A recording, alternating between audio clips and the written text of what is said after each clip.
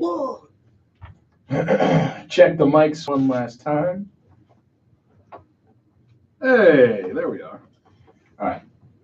Ready? I can't hear myself. Me.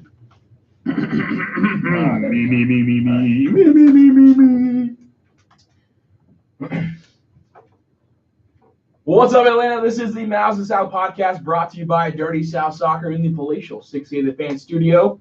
I am Eddie Quintana, Josh Bagriansky in front of me, Sam Franco to my right. Gentlemen, Kings of the South and the King of MLS. Los Reyes del Sur.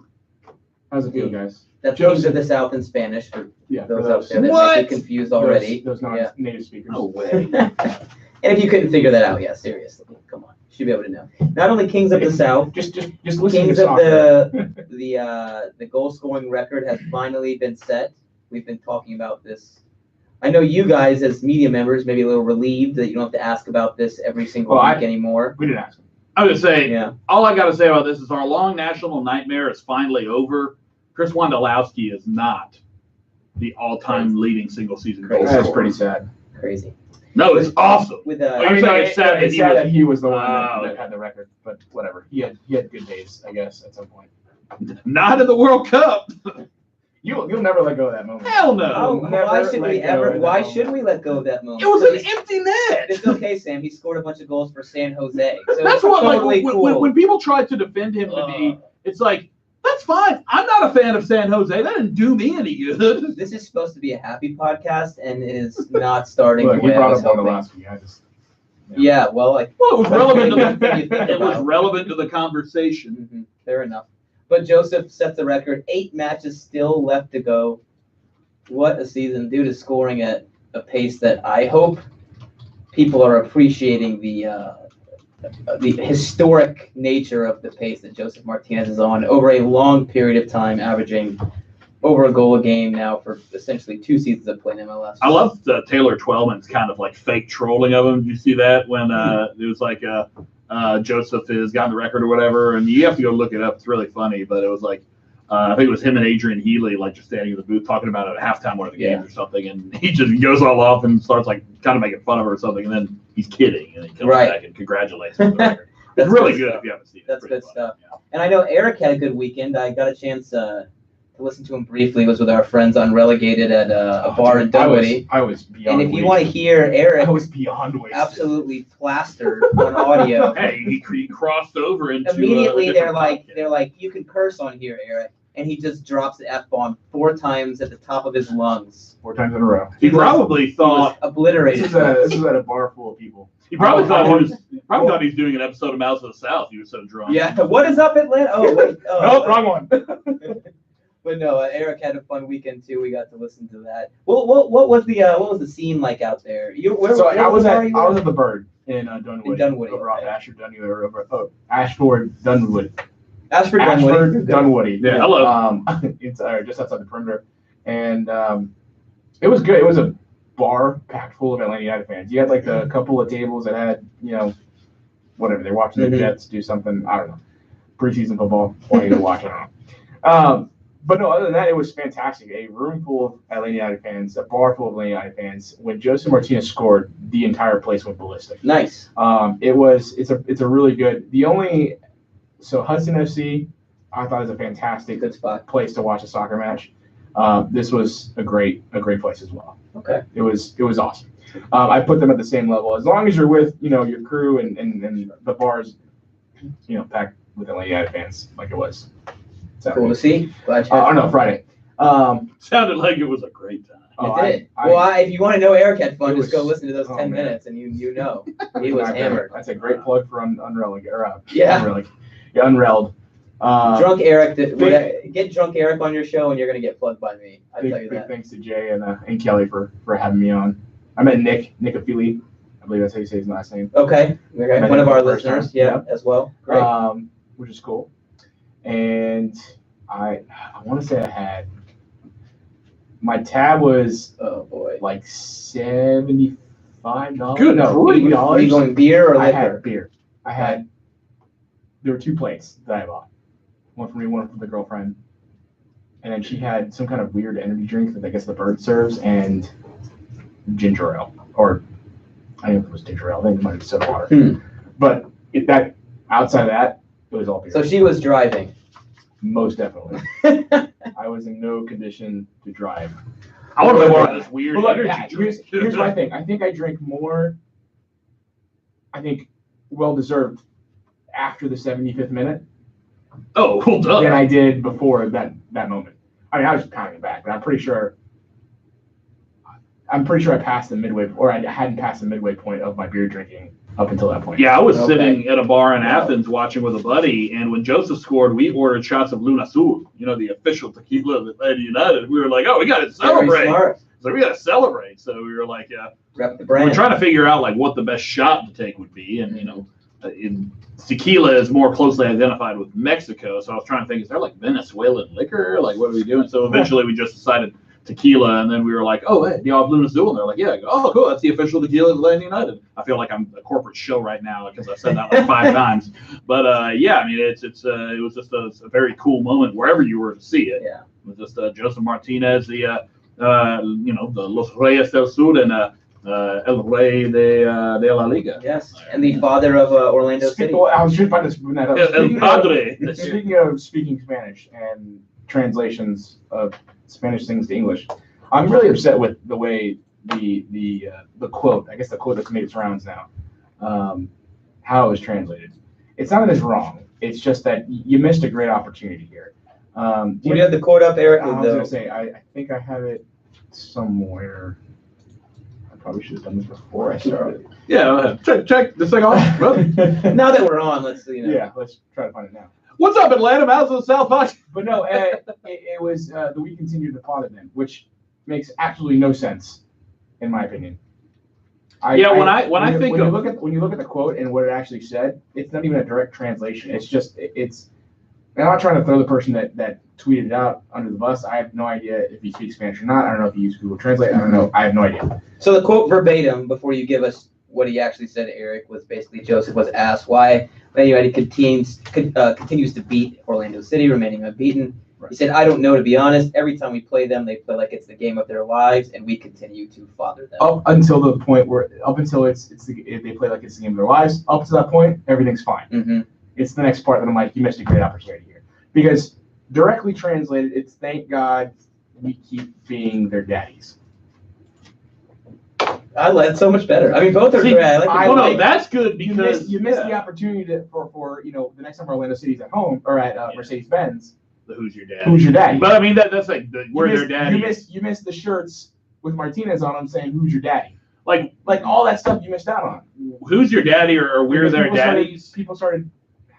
That one feels a lot more like trolling or talking crap, whereas we fathered them or whatever is like. That sounds strange. That feels like you're talking about like a. Actually giving birth. That's what I'm saying. That's what I'm saying. Exactly. That seems like you gave your seed up to father something. You know what I mean? Like it's like that too. Well, yeah, but it's that's just weird. Obviously not what he meant or what was said. It's just much more like I don't know, scientific sounding, I guess.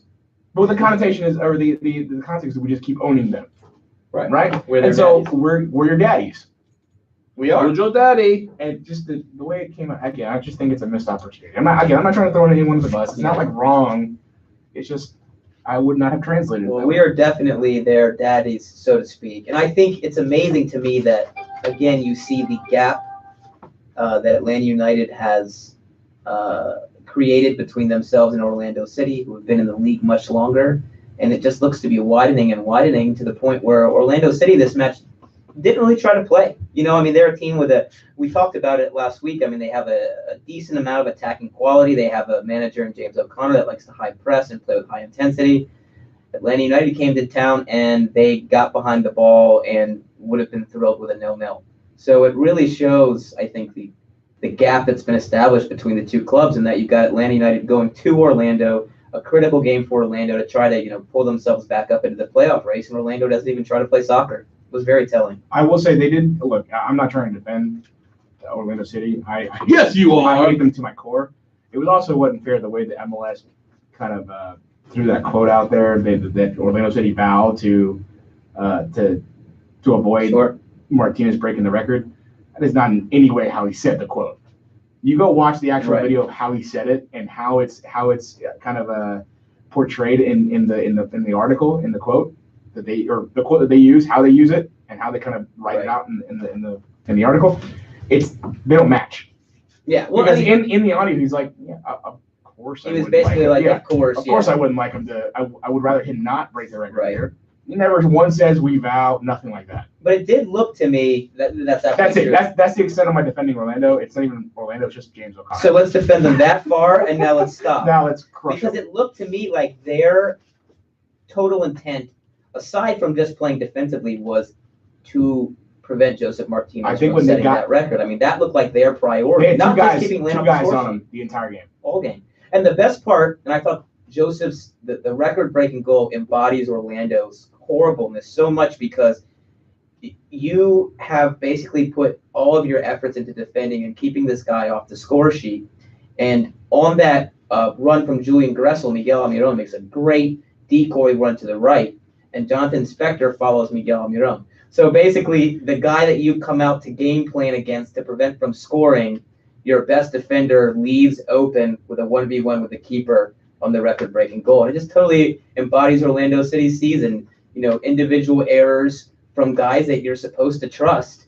And in this case, it results in the winning goal for Atlanta United. It's a hell of a pass from Gressel to Absolutely. Martinez. It is. I mean, I'm kind of surprised. It was as tight as they were on Martinez in that split moment. They gave him a little bit of space, and it was just enough. This is just enough something to get that pass we through. mentioned on the radio show, and you can listen to us every Wednesday, 7 p.m. on the Atlanta Sports X. Catch us live on the radio. But we were talking Cheap about plug. this. Yeah, cheap plug, 12:30 a.m., 106.3 It's not cheap. It's FM. $5, guys. Or you can download the app. But we talked about this a bit. That ball that Gressel played to Joseph, it might look easy, but it's certainly not, because he's going at full speed. And this is a pass that we've seen, particularly Miguel Almiron miss on a couple times this year when he's running at full speed, tries to slide a guy in behind. That shows you how difficult that is. And Joseph put it on a platter for Joseph and basically set Joseph up to do what he eventually did with the goal. Yeah. I thought, I mean, we see that pass go either behind Martinez, we see him go too long to Joseph. That was absolutely perfect. And you have to play The it weight right on it there. was, yeah. If you That- take one more touch, that run is gone. The weight and the precision of the pass, it allows Joseph to do what he's able to do to obviously score that goal. It allows him to cut back twice. It gives him the not only the it's like the run on and the ability to make those moves right there in that moment. Because if that ball's played just a second behind, or just a little bit behind, or a little bit in front, maybe he doesn't have that time. Maybe he has to recover just a hair of a second longer, or a hair of a second sooner, or whatever. But it would throw him off just enough to hit. It doesn't look that pretty, basically. But because it was so perfect, that pass from Julian Gressel, the goal was even pretty. If you put it on his foot like that, Joseph can do so many different things. He can score in so many different ways when he's 1v1 with the keeper. So if you put it on a platter like that for him, it's almost impossible to defend from a goalkeeper standpoint. I mean, I think it might have happened once or twice, but Joseph scoring in a 1v1 with the keeper is about as sure of a thing to happen as anything you could come up with. I would like to see someone go do the research, his opportunities. I know he's missed keepers, one. There's one that kind of sticks out in my head. and how many he scored, how many he's missed, how many been saved, all that stuff. But it's just his unpredictability. You know, the fact that he has so many little deeks and flicks in his arsenal that you can't really study it. You know, you get film on guys or whatever, and you watch for their tendencies. Joseph's done a very good job of masking his tendencies when it comes to those 1v1s. He can do anything. Yeah, I mean, and it's so- not just with the keeper. It's also when he's running at you 1v1. Because we've also seen him pull a shot on the breakaway just as he enters the 18. I mean, we're going back a little bit here, but the Vancouver goal, or even the goal he tied the record on against Columbus. But those two shots he pulls, he's essentially 1v1 with the keeper, and he shoots just as he enters the 18. So as a goalkeeper, the moment Joseph comes into the 18 with a 1v1, he can score on you any way he wants and with either foot. I mean, it's just impossible to really prepare for or study his tendencies, like Sam said, because he doesn't really have any tendency. He can do whatever he wants. He can use either foot. and he's putting it back in the net super clinical either way. The goal he scored to break the record, the goal he scored against Orlando, it reminded me a lot of the 2 he scored in Houston last year. Because it was those perfect passes. And I don't know that we've seen, when it comes to perfect goals and perfect passes and all that stuff, that combination of the two to create those wonder goals or those amazing moments for Justin Martinez. I don't know that we've seen a better moment than the one he scored in Orlando this previous weekend, and the ones we've seen in Houston. Certainly this going back. Look, if you take away the record-breaking aspect of this, this to me is still the best goal, but the 2 in Houston are far behind in terms of best goals he scored with Atlanta United.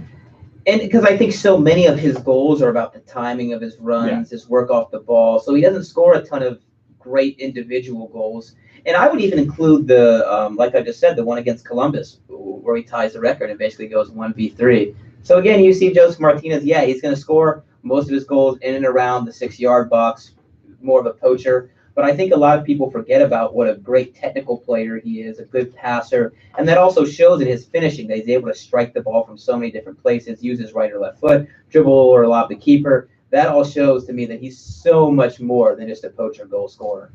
Yeah. No, I think he offers you a lot. I think the rest of the season for him is going to be tough because he's going to have so many people just paying attention to him and wanting to know where he is at all times. And some of the people that are paying attention are now overseas. I know we're starting to hear rumors about the transfer stuff. Wanted to address the most recent one we heard from Stuart Holden, basically just listed 4 leagues that were interested in Joseph on air on FS1 live. I guess that was Friday night. This sounds like an MLS transfer. And he said, right. And he said there's interest in Joseph, Liga in France, Serie A, Italy, La Liga in Spain, and the Premiership in England. There are teams in Europe who know who Joseph Martinez is. Right, exactly.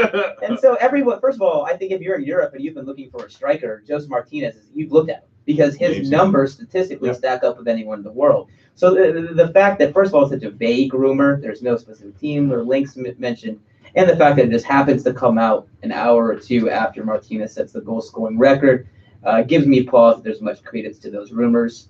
That being said, we'll see what happens in the January transfer window and going forward. But Eric, I know you're pretty convinced that Joseph's going to be here. I really don't think he loves being in Atlanta. He loves being in this environment. The world-class facilities are, second to only a few, if any. And I agree with everything you're saying, just because right now, why would you leave this situation where you're the king of the city, you're the king of the South, unless it's like a Real Madrid or a Chelsea or somebody big coming after you. Even then, first of all, I don't think those teams are going to be the ones that are coming after him. I think the ones that are going to be coming after him are the mid to lower table teams. Your Newcastles. Right. He's linked with up to an Inter Milan or an Arsenal, not quite a Real, but what am I talking about? He's been linked with Spurs. Yeah, I was going to say that's I'm thinking of Miguel Almiron. So, but here's the other thing you got to consider is that I don't think another team is going to pay him like Atlanta United is going to pay him. If Martinez stays, which you're just talking about salary-wise, you're not talking about anything. I fully expect Martinez to stay long term in Atlanta. I'm not gonna. I want to say for life, but I'm not that confident. He's gonna be the highest paid player in MLS next year, or whenever his contract is up, or whenever they renew. And if they don't do it by the end of this year, I typically don't question Atlanta United, but I would seriously wonder why haven't you realized? Well, I mentioned this on the radio show. Just real quick, Sebastian Giovinco per year, $5.6 million. How much Josie Altidore? His total compensation is $7.1 million.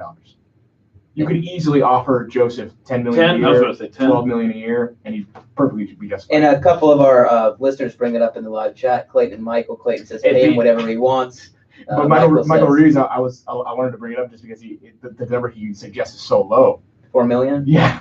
Well, he's going to be the highest paid player in the history of MLS. You think so? Whatever that number is. If he stays at Atlanta United. Plus. That does 2 things, and I hope people, when that contract is signed, it does 2 things. But the main thing, obviously, it keeps him here. It adds some stability to the club. You don't end up with a, will he stay or will he go situation. But the other thing it does is it gives Atlanta United all the leverage in any potential transfer negotiations. If you have a guy that's wrapped up for 3 or 4 more seasons, he's happy, he's getting paid. Joseph likes Atlanta. It seems he's the guy that likes to march to the beat of his own drum. Not a ton of pressure on guys did not do that in Atlanta. Doesn't I worry do about like people the Clips de kidnapping his- Luna, man. Yeah, he likes, Doesn't- go, Doesn't have to worry about people kidnapping his family. right. I mean, right. If you go to Venezuela, right. But I still think I think he's going to go. I don't think it's certainly not going to be this transfer window for the reasons I just kind of talked about. But I do think between the January window in 2019 and the January window in 2020, he's going to go, because if he keeps scoring goals at this rate, someone is going to come in and spend a lot of money on him. Do you think, like, here's my thing, like, if you're going to go somewhere, is it going to be to a middle of the road kind of? I'll just use the EPL as a baseline, like an Everton or a Newcastle, and is that worth it? That's what I'm saying. I don't think that's worth it. As much as he wants to win, I can't see him being happy. It's interesting in a situation where you're constantly middle of the table. You think Joseph Martinez is going to be happy in Northeast England and Newcastle, where everybody is more pale than Josh? Maybe. Oh wow. And like, not everyone watches live. You tell everyone that I'm. Look, it rains every single day basically, and it's like dreary. Dude, yeah, I don't Joseph know. loves where he's. I just feel like, and I agree. I think he loves it here. I think that it's going to cause him to stay. It's not going to be an Almiron situation where it's like, all right, you're on kind of a timer here. He's going to be going at a certain time. But I just think if he keeps performing it this way, first of all, I think someone comes in with a bid that Atlanta United can't refuse. Yeah, if it's like $30 million. So let me present this to you guys. So let's say Joseph Martinez continues scoring a goal a game. He scores 35 So goals. you said he gets 35, 36 Yeah. goals. He scores throughout the playoffs. Atlanta win MLS Cup. He scores a brace hat trick in MLS Cup. Someone is coming in with a 25. Someone in January is going to be desperate for goal scoring. They're going to look around the world. They're going to say, who's a guy that's attainable and can score goals? And he's going to be on a very short list of players that aren't already locked up at big clubs. So you're saying if Joseph scores, pulls like a Carly Lloyd in the MLS Cup final, then he might be gone. Well, yeah, I'm not saying he might be gone, but I'm just saying that if you score goals the way he's scoring, some people are going to notice, and they're going to want to spend a lot of money for you, because the hardest thing, most valuable thing to do in soccer is score goals. And even though it's an MLS, if he drops 35 goals this season and leads the team to the MLS Cup, someone is going to come in with a bid. I don't know how confident I would be in, or I am in saying that a big team that could spend that kind of money needs someone like Joseph.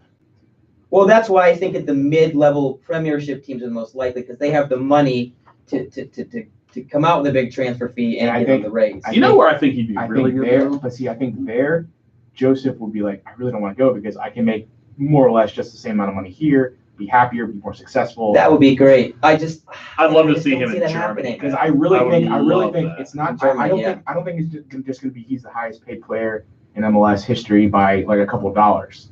I think we're gonna set the mark for highest paid players. I do think, regardless. We're going to compare your season and your abilities and your efforts with that around the rest of the world. Regardless, I think of so it's not gonna be you beat out Giovinco. It's gonna be you beat out the likes of players in Europe who are well known. I don't know what those numbers are, but whatever. We'll see. I mean, but certainly if Atlanta United give him a big raise, which they should, that limits the amount of clubs that can't afford him and give him that raise even more so. And if you make him, or he's making $7-8 million a year, then you're at a point where the only clubs that can really pay him that much are the big time clubs. Maybe, for the most part, already have established goal scorers on their team. So I understand that the position of the club is we are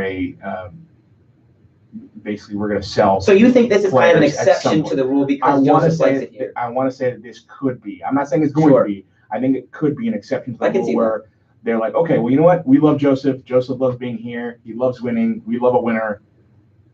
Let's sign him up. Well, I mentioned Let's sign him up for the long term. Let's not worry about. Miggy's a different situation. Miggy's, he's never been there. He wants to get there. All that stuff. Yeah, of course. The younger guys, Andrew Carlton's. I'm trying to think who else on top of my head. Like Gressel. Gressel was a situation where I'd be like, yeah, Gressel, you've scored all these many goals. Go develop yourself at the next level. Yeah, go to the next level. Mm-hmm. Go to the mid-table team. But Martinez, I don't think. And I think Gressel would be on the rise. On the rise. Joseph been in Europe, back in on this hemisphere, right? Exactly, in this hemisphere now. So he's been there. He's seen it.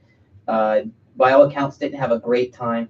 So it does make it a different situation than an Almiron or even someone like a Gressel who would be thrilled to, and to be fair, play their trade in there. Gressel hasn't done that. Well, I mean, he's played. You're just using it as an example. Yeah. But I'm trying to think of other players who might end up. I mean, Gressel, for all we know, could end up staying in Atlanta for most of his career, if not all, based off how well he does. I don't think that's his plan. I don't think it's his goal. I think he would like to, at some point, get to Europe.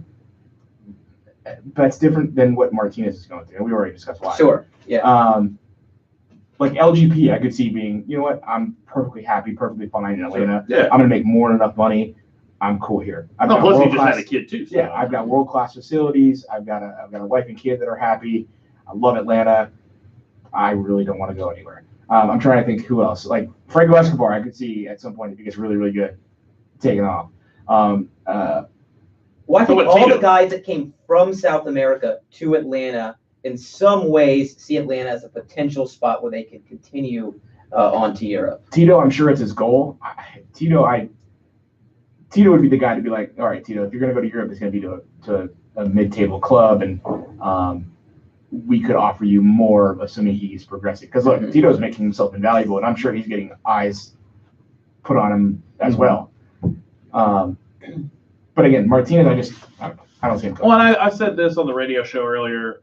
It's about Arthur Blank, and we've seen this with some of the other, and it's mostly Falcons, just because that's who Arthur Blank owns. But when he sees or identifies a player or whatever as one of his guys, we saw with Michael Vick, we've seen with Matt Ryan, Julio Jones. The Falcons did something they hardly ever do, and that's amend a contract as early as they did for Julio Jones, because Arthur Blank wants to take care of his guys. He wants to be loyal, and he would like for his guys to be loyal to him. So if Joseph Martinez shows him that kind of, it's obviously been a great return on the investment.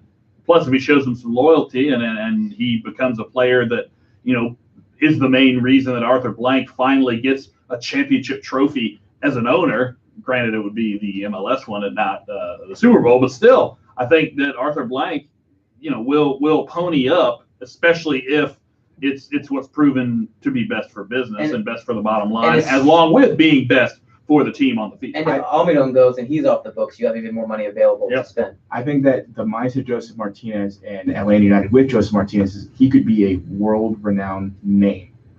He could absolutely prop up MLS to this platform that it's never seen before because of how often and how much he's scoring. Somebody's going to have to be the first team to not sell their superstar player to Europe. You know what I mean? Like, it keeps happening. We just saw LAFC just sold their captain in the middle of the season. I don't have that much of a problem with. Well, no, I'm just saying that we're seeing more and more. It's still ultimately a selling league, and we're still. I get what you're saying. Who's going to be first? And can Atlanta United pay Joseph enough money to be like, sorry, European giants, you can't have our best player unless he wants out. I mean, that's the thing. In my opinion, I think they should.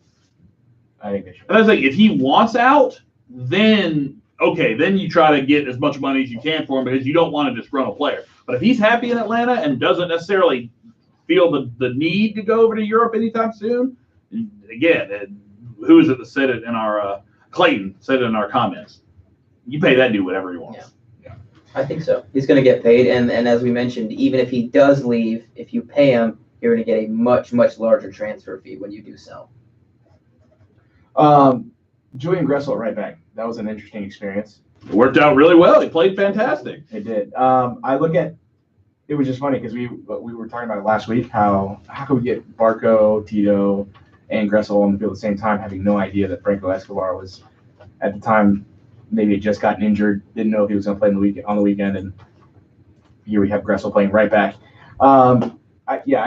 He looked fantastic. I don't think there was any moment where I was like panicking that he was at right back, or that there was one moment where Orlando City actually went down that left side and he's kind of waving his teammates like, all right, come up guys, let's go.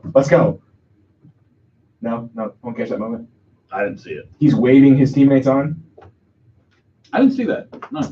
Did you watch the game, guys? Yes, but I was also sitting in a bar. I was wasted and I saw it. You rewatched the game. Don't give me that crap that you caught it the first time. And I saw it. You saw it on the replay. Whatever. Super impressed with Gressel, though. And I think it's not surprising really that he's such an impact player going forward from the right back position, but it was a big relief that I thought defensively in those traditional outside back positions in a back four that he did okay. That was one of the biggest questions we had about this team. Yeah. Was it, can Julian Gressel in a pinch play a fullback in a four-man back line? Especially now where Escobar is your only really out-and-out right back on the roster. So how much of a grain of salt do you take it with, though, that it was against Orlando? A large grain of salt. Absolutely. What's the next step up from a grain? Like a speck? Or is a speck smaller than a grain? A speck of salt. A dash? A dash. Pinch? A dash sounds good. There you go. It's a pinch. But I was, you're right, Sam. That's the type of match where I think it's easier for a player to kind of get his feet in a defensive position he hasn't played before, because Orlando, you're just dealing with Chris Mueller, who's not the strongest winger in MLS on playing left wing for Orlando, and also Orlando not really showing a lot of attacking initiative. So there was a lot less pressure on him. If he's there against DC United this weekend, it's going to be a totally different story. But when he was tested as an out-and-out right back, 1v1 defensive situations, I thought he did fine.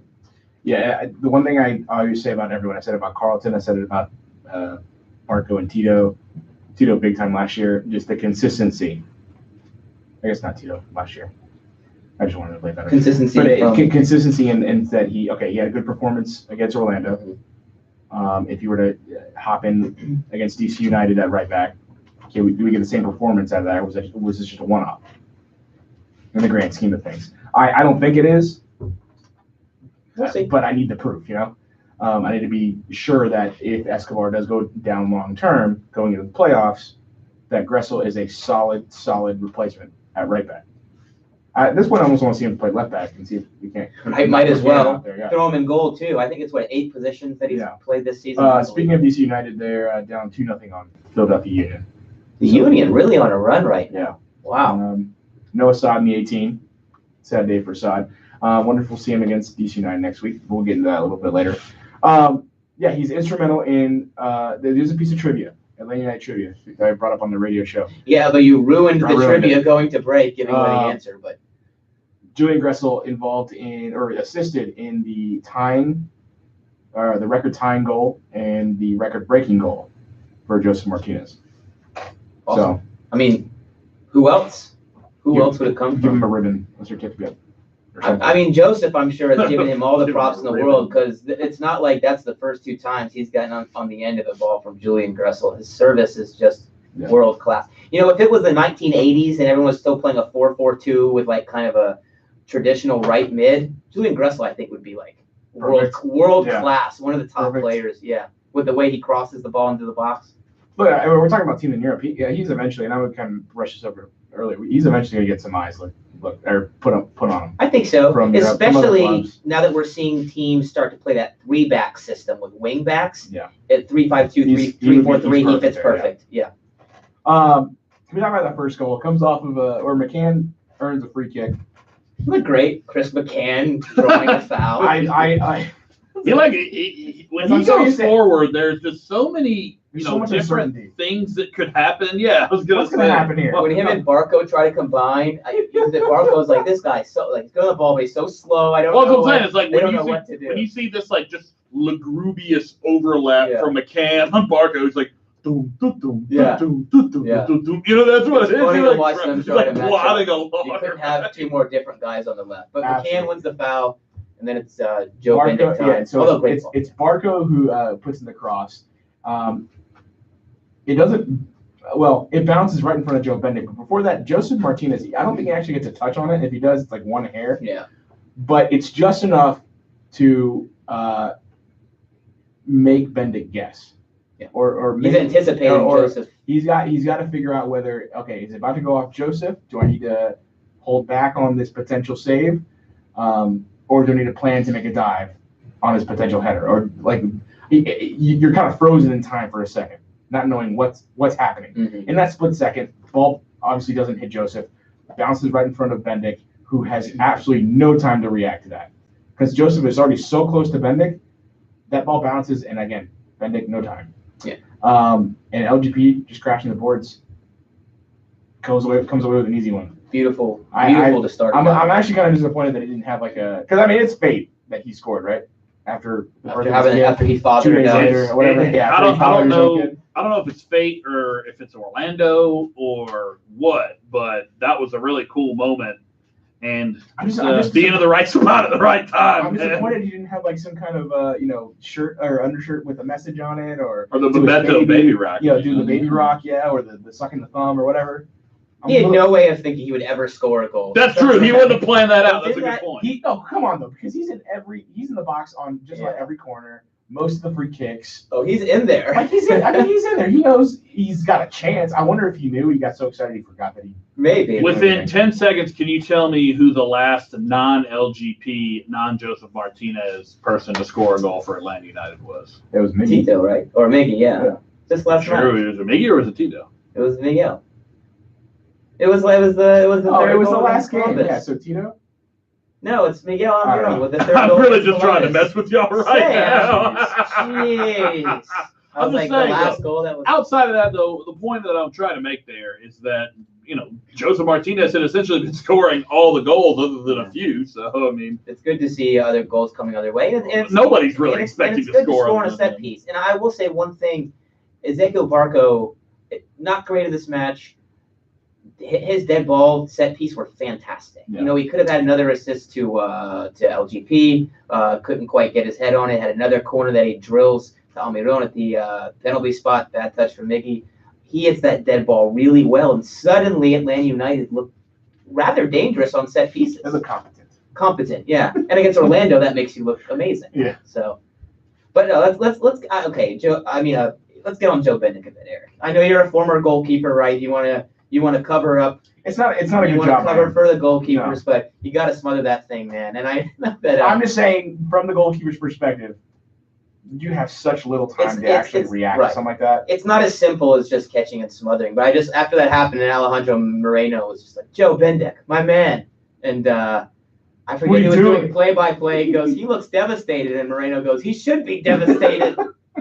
They were just, you could tell they were just ripping on Orlando. I mean, he heard it. I mean, look, there were. I make it a point.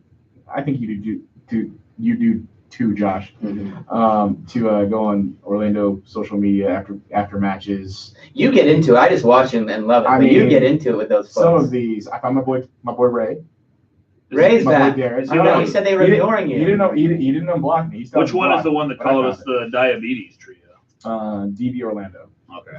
He's the one that. He had some. Terrible. He had some. I'll give him credit that. You could do worse. I don't know that if Atlanta United was playing the way that Orlando City was playing, I don't know if I could type this, but basically he has some quote that's pinned to his account that says, basically I suffered through the worst of times. It'll make it great when this team actually does do great or something like that. Yeah. Well, something to that effect. Anyways, that might be a long road to getting there. It's a long way away. I mean, the top-down problems in Orlando.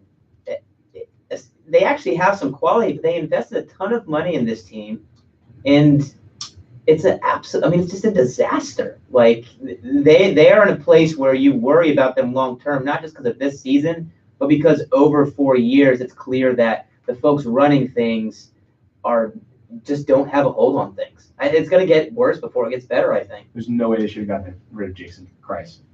Yeah, well, I look at it now and I'm like, you should not have gotten looking back, not mid-season, and two.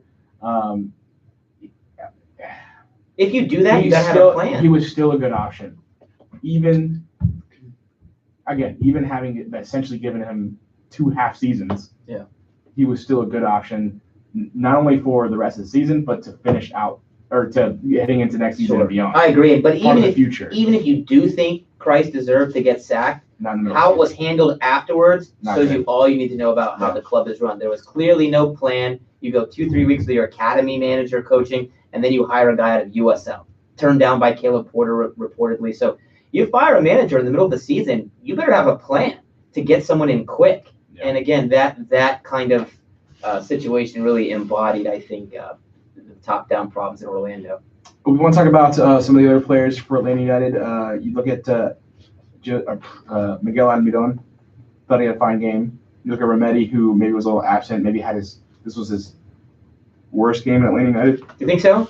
He just didn't look like It he wasn't- was as in sync with everyone as he has been. Like he looked It like was- he was kind of an odd man Interesting. out. When I say worst, I'm also comparing it to, again, this is like He's had very good performance. A pluses to this is like a B plus or like a B. It's not He that, misplaced a that couple far. passes. Yeah, it's not that far down the ladder or anything like that. I thought Parkhurst was pretty huge. As always. Same with LGP, obviously. Yeah, McCann, was like, man, what are you doing? I feel like he's just.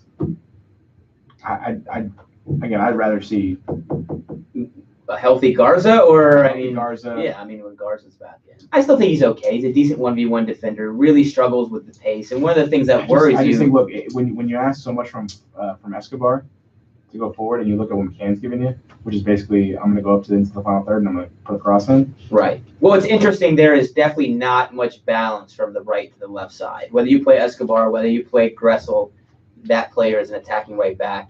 You have a player on the left in McCann who, even if he wants to get forward, it takes him some time to get there. So there's not a ton of balance there. I would say this, though, because the first goal for Orlando does come down McCann's side or end up on McCann's side. I don't think there's much you could do about that. That was just a banger from Scott Sutter, so I'm not going to get on him for that one. But certainly his lack of pace at times maybe could be a problem in wide positions. I couldn't be mad at that goal. I wanted to. I said But it was- Golas. I it said was really- Golas. I was going to say, It was how so could you be pretty. mad at that? It was so perfectly struck, and just in terms of the ball landed perfectly at his feet, and he hit it. I don't think you can't hit a ball better than that. You really can't. And it happened so quickly, Yeah. you can't really blame Laurentowicz for maybe not being a little bit tighter to Sutter. I Yeah. feel like He would have had to been on him the entire his entire run. it happened so quickly. Yeah, it was so fast. Yeah. There was no way. He was You know gonna who do it. saves that? Nobody. Well, yeah. Gigi Buffon ain't saving He hit it that. too hard, too much pace. David De It did Gea look, ain't saving that. aesthetically. It did look like, and I don't think this is what actually happened, but it almost looked like on TV where Garza didn't Guzan pulled back his hand. Yeah. It almost looks like that. Right. It's hit so hard and so fast that Guzan stretches out his hand as far as he can, realizes by the time the ball's already past him. There might be a split second too where he was hopeful that maybe it like hits the post because it was right. I mean, it was rising the whole way, all the way Maybe until crossbar. I was like, maybe Yeah. it hits the post, maybe it hits the bar. You know, maybe Or maybe he knew it was hit so hard. This is another thing that I thought of. He knew it hit so hard. The reason, basically, I'm just trying to think of why did it look this way, where it almost looks like he almost pulls back. I guess the other thing I thought of is that he's trying to basically make his hand meet the ball, knowing that it's hit so hard that Yeah. his paw is not going to save that by itself. Yeah. He needs to essentially punch it out with his fingers. And Yeah. And his, also, his I mean, effort to just meet the ball out just didn't. He didn't connect. like Sam said, your only saving grace there might be the crossbar. So if Yeah. you do get a fingertip on it or something like that, you might prevent that from happening. I don't know. There was no one saving that strike. And kudos to Atlanta United because it pretty much dominated the match. You give up just a goal of great quality to a team that doesn't typically do that. And yet you come out in the second half, you plug away, you start to create more and more chances, and then finally, inevitably, Joseph Martinez sets the record with number 28 in, what was it, the 75th minute or so? Yep. So kudos to Atlanta United because they came back out, they kept plugging away against a team that didn't show very much attacking initiative. And we're not frustrated by the fact that Orlando City scored a goal that was so un-Orlando City-esque because it was so quality. I know, I mean, just that was the one standout, just anomaly, like what the hell just happened moment of the game where like Yeah. you would not have expected that in a million years. Yeah, exactly. All right, Go I was ahead. like, two games going on right now. Philadelphia Union against DC United. Union up 2-0. Yep, Union up 2-0, 75th minute. Man, that'll sound super And- great when people are listening Yeah. to the podcast. Red Bulls. Well, it's going to carry over to the conversation about what this actually means. Red This Bulls is a transition. right Sam. now up 76 or 1-0 in the 76th minute. People are going to be turning on, hey, there's a game going on right now?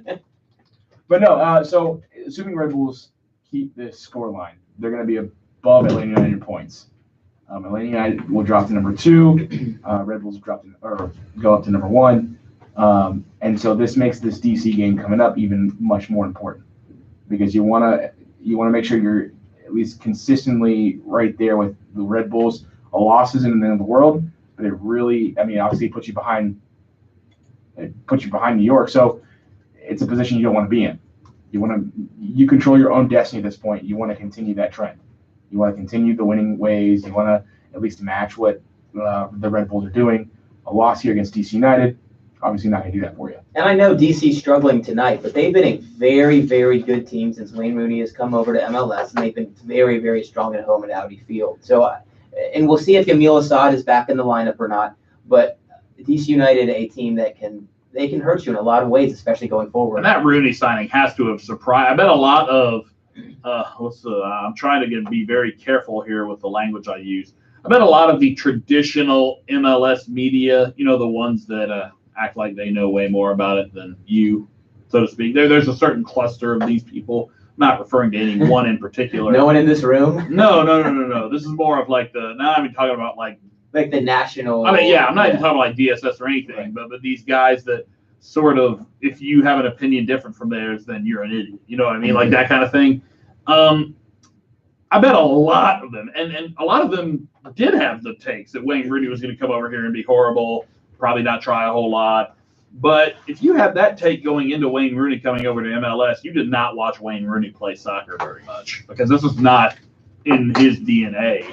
Well, you're going to get a professional performance from him. He's going to put in a shift. And he's done that. I mean, to just go back to the Orlando game, the tracking back tackle on Will Johnson, the pass. I mean, just everything that he's done so far has proven that, he doesn't have, laziness or complacency in his game. That's just not who he is. So he's been a revelation of a signing for a team that before he got there, had certainly had their ups and downs, mostly downs. And now it seems like they're in it as much as some other teams in terms of just having that opportunity. DC United against Philadelphia Union in a 4-2-3-1. Wayne Rooney up top, Paul Arriola, Acosta, and Stiver across the middle, and that is where really my attention is focused, because they can do a lot of damage with those guys.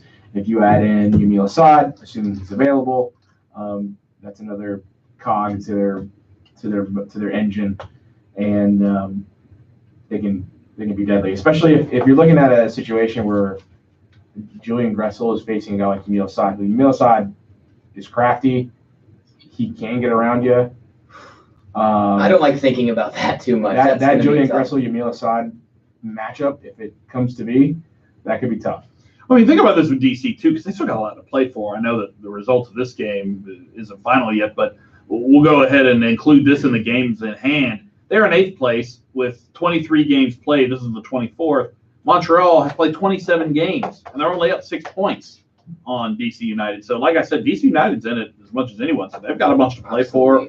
And that game against Atlanta coming up on the weekend, they're going to feel like they have a lot to go for. And the other thing is, if they lose to Philadelphia Union tonight, who are one of those teams that are in the race for that 5th, 6th spot, that match against Atlanta United suddenly becomes critical. I think looking at it coming into this week, if you're DC United, you have a midweek match at home against Philadelphia. I think you'd look at that as the match you need to get 3 points out of. And if you get a draw at home against Atlanta United, that's great.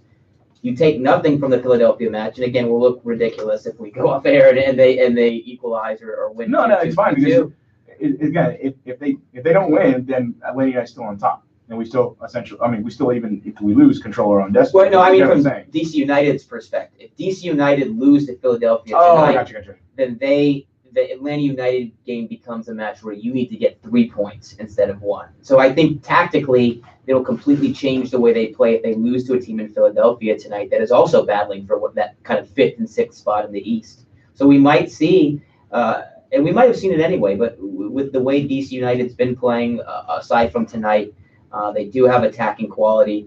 If they need to get 3 points from that Atlanta United match, I think we see them go after it and try to win the game. Basically, the antithesis of what we saw from Orlando last weekend. I do wonder, assuming this Red Bulls Atlanta United race continues, Atlanta United faces Red Bulls September 30th. Yeah, at their place. At Red Bull Arena. That is going to be hot. It'll be a fun one. I think that's national television as well, if I'm not mistaken. I don't know yet. So that could be a big one. But my hope is. Oh, you know what? Sunday, so I think it has. Yeah, I think pretty much you're set with the national TV. My hope, though, is if you look at the remaining fixtures for both of the teams, Red Bulls are much, much more difficult. So you've already got a lead on them.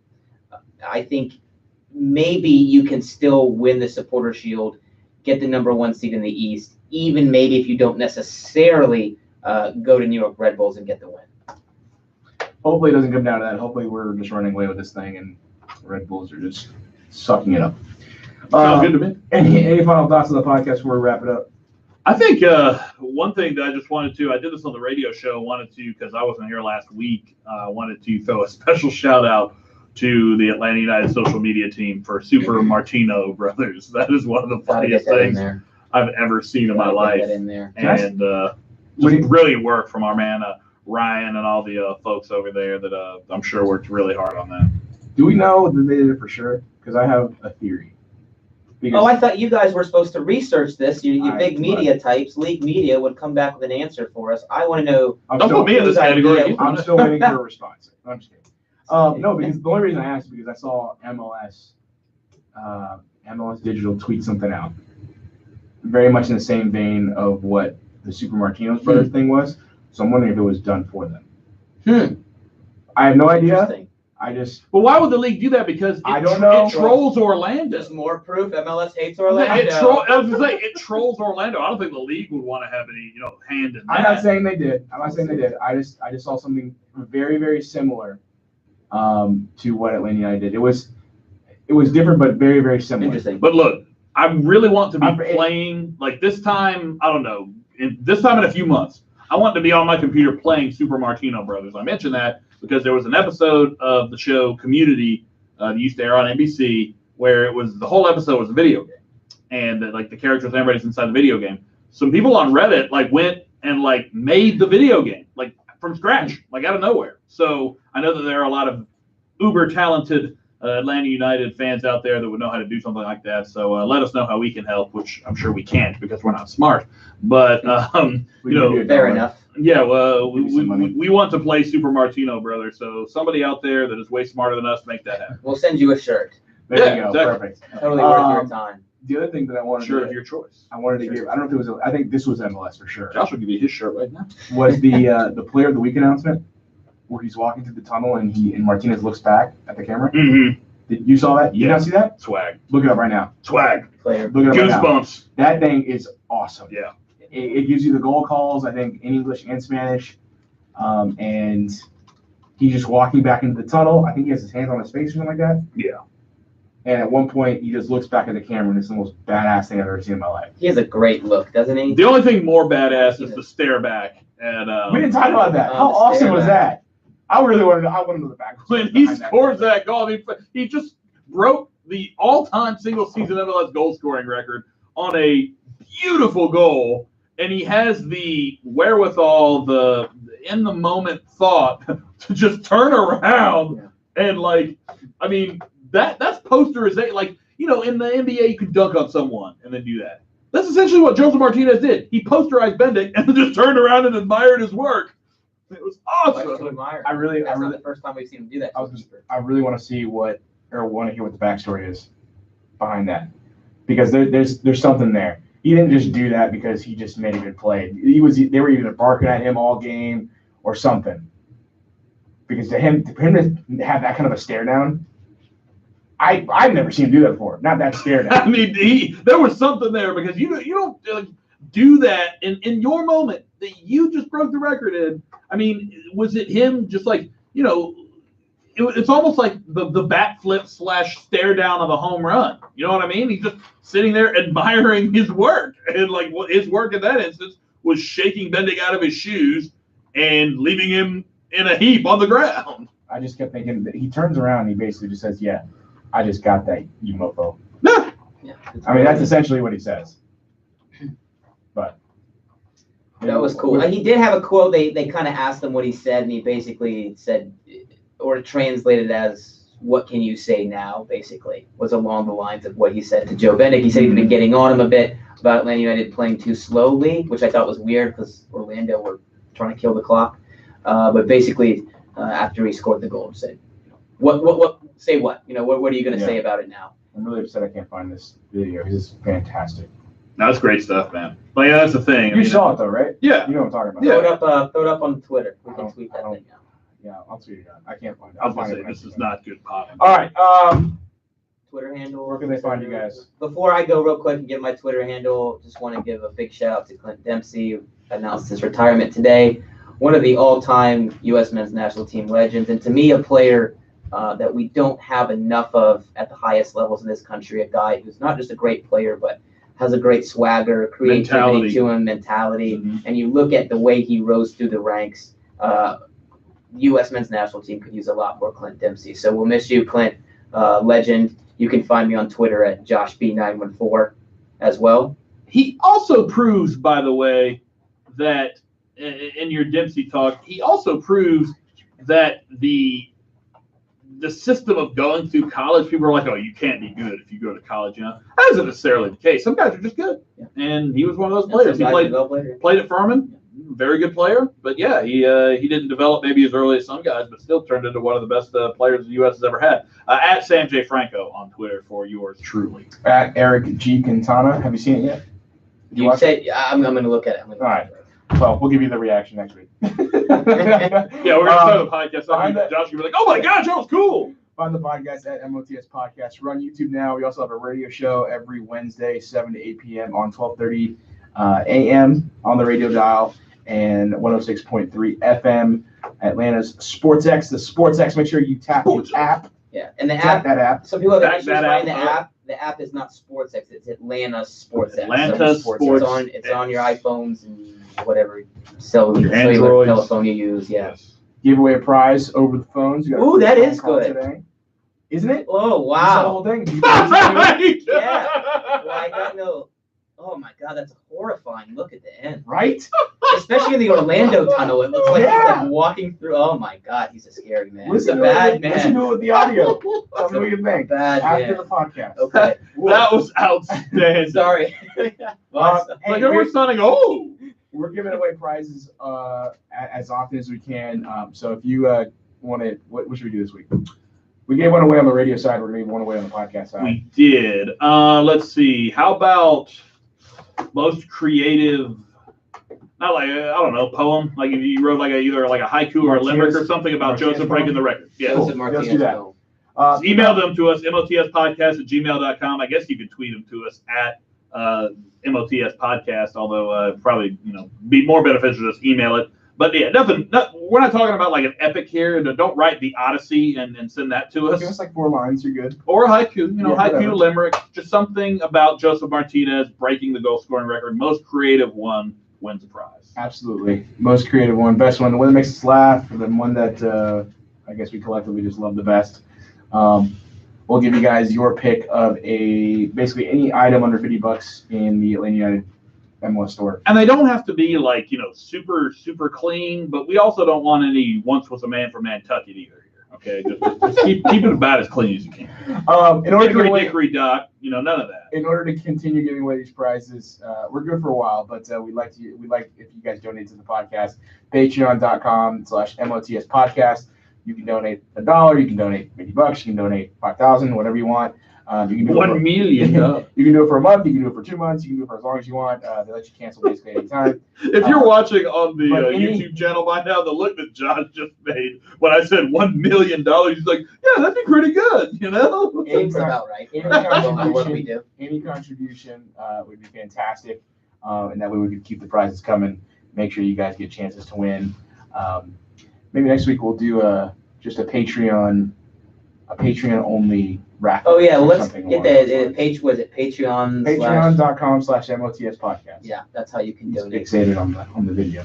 Remember, that's limerick, poem, haiku, whatever about Joseph Martinez breaking the goal scoring record wins a prize. Like Eric said, anything under $50 in the Atlanta United team store. I saw a pretty sweet shirt the other day. It's got like Mickey wearing an Atlanta United visor, and it's just got like the Atlanta United logo. I was like, what's all this cross branding between, like, as I've seen some Marvel shirts. You've seen me wear my Marvel shirt that says Atlanta United Assemble, and it's got like some of the Avengers on it.